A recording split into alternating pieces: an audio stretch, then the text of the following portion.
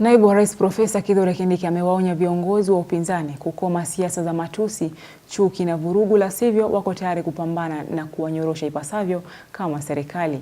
Akizungumza eneo la Tigania, kaunti ya Meru, Kindiki ameweka wazi kuwa ni vyema kufanya siasa za heshima na kujitetea na kazi mtu aliyofanya, akiwapuuza wapinzani kwa kukosa kazi waliofaidi wananchi wakati walipokuwa madarakani.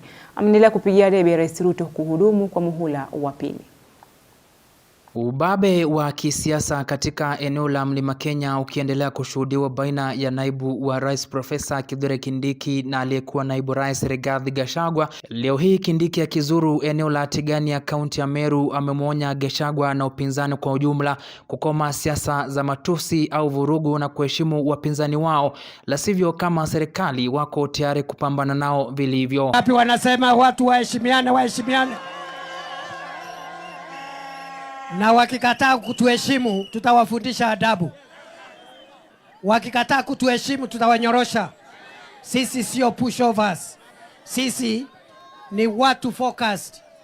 Na hii kazi ambayo tunafanya saa hii sio kazi ya kwanza kufanya. Tumefanya kazi zingine. Kwa hivyo hatutaki mzaha.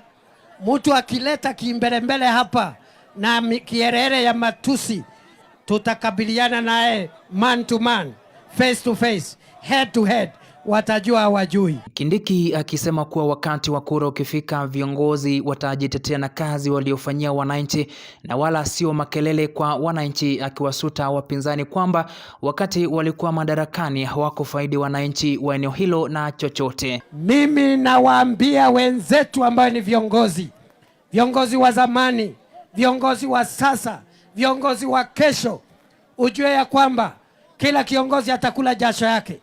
Huwezi kula moshene, huwezi kula kimbelembele, huwezi kula kiherehere, huwezi kula uchochezi wa kuchochea wananchi.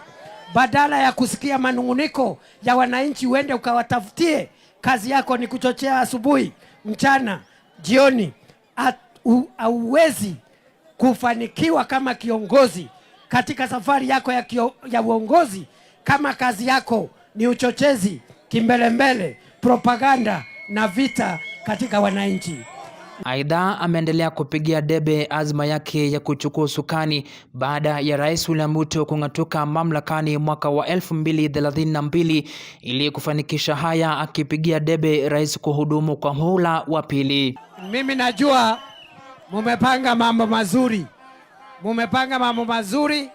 ya rais wetu. Mumepanga mambo mazuri ya MP wetu Mutunga. Ni kweli si kweli? Ni kweli si kweli? Na mimi mmenipangia nini? Na mimi mnasemaje? Ati ngapi? Ati 4.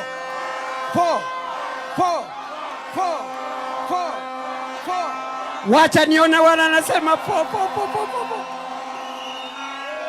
Wacha nione 4.